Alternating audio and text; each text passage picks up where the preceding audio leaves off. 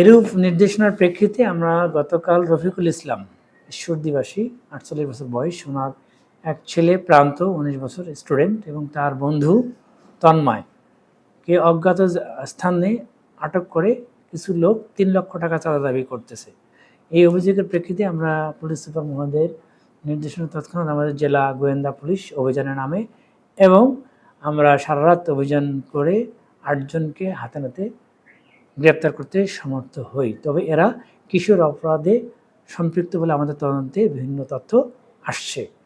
এই অভিযানে আমরা 2 জন যে অপহৃত যে ভিকটিম তাদেরকে উদ্ধার করি আহত অবস্থায় এবং তাদেরকে আমরা প্রাথমিক চিকিৎসা শেষে ওই ঘটনাস্থল হতে অপহরণ কাজে ব্যবহৃত 4টি মোটরসাইকেল উদ্ধার করতে সমর্থ হই এবং অপহরণকারীদের কাছ থেকে চাইনিজ চাকু লোকাল অস্ত্র হিসেবে আমাদেরকে উদ্ধার করি।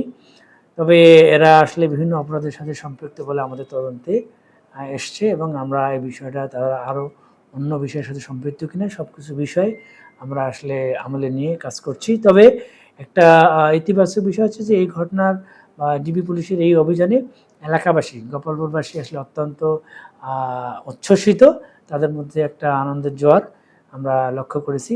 তবে আমাদের এই ধরনের অভিযান অব্যাহত থাকবে।